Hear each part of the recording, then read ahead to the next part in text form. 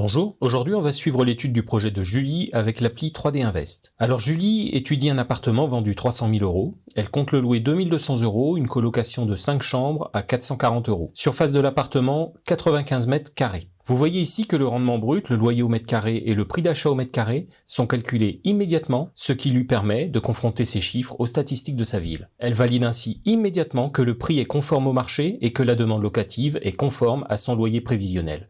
Elle prévoit pour le moment un apport de 45 000 €. Dans un premier temps, elle vérifie si ce bien peut s'autofinancer. Financement sur 15 ans, puis sur 20 ans, elle contrôle rapidement les chiffres avec le code couleur qu'elle peut consulter à tout moment. Chaque couleur indique un niveau de trésor annuel sur l'opération selon sa TMI qui est déjà renseignée et stockée dans l'appli, on va le voir tout à l'heure. Maintenant, Julie regarde ce que ça donne sur 25 ans grâce au code couleur. Compte tenu des résultats affichés, elle retient la durée de 25 ans pour optimiser sa trésorerie. On voit ici que le projet s'autofinance sur 20 ans et sur 25 ans en meublé et en SCI à l'IS, mais pas sur 15 ans. Ça évite de perdre du temps à étudier le projet sur cette durée.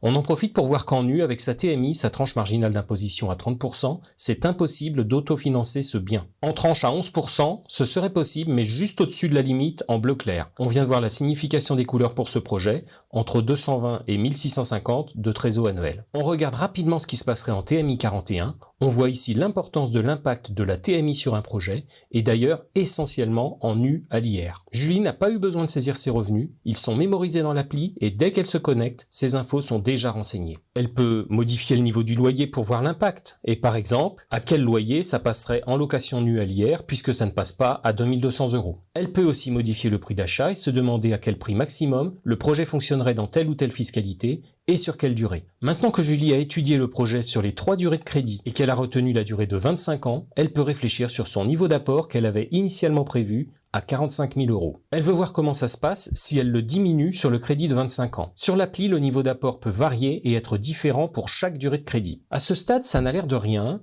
mais là, à partir de seulement 3 données, Julie a sélectionné la durée de crédit. Elle a contrôlé l'autofinancement selon 2 tranches marginales d'imposition, 11 et 30. Elle aurait aussi pu l'étudier en TMI 41, mais elle n'est pas concernée compte tenu de ses revenus. Elle a étudié en même temps 3 fiscalités, le nu à l'impôt sur le revenu, le meublé au réel, la SCI à l'IS, l'impôt sur les sociétés. Julie a donc pu valider que son projet était compatible avec son mode de location selon la fiscalité qu'elle pourra choisir dans sa situation, le meublé au réel ou la SCI à l'IS pour sa colocation. Pour analyser le projet, 20 paramètres ont été calculés par l'appli.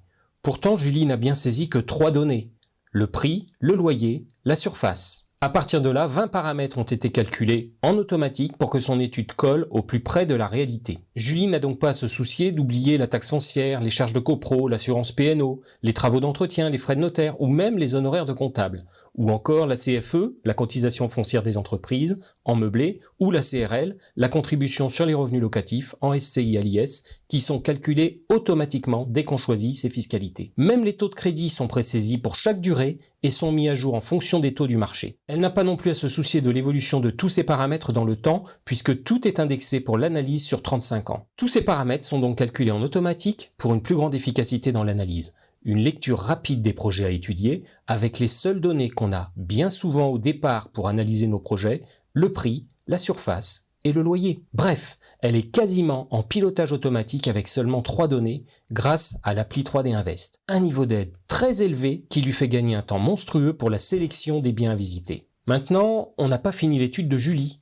On va pouvoir contrôler son scoring bancaire pour voir si le projet est vendable au banquier. Ensuite, on va vérifier l'évolution de son projet sur 35 ans et éditer le projet pour le banquier. Ça, c'est dans une prochaine vidéo. En attendant, vous avez un lien sous la vidéo pour en savoir plus sur l'appli 3D Invest. Merci d'avoir suivi cette première phase de l'étude du projet de Julie. À bientôt!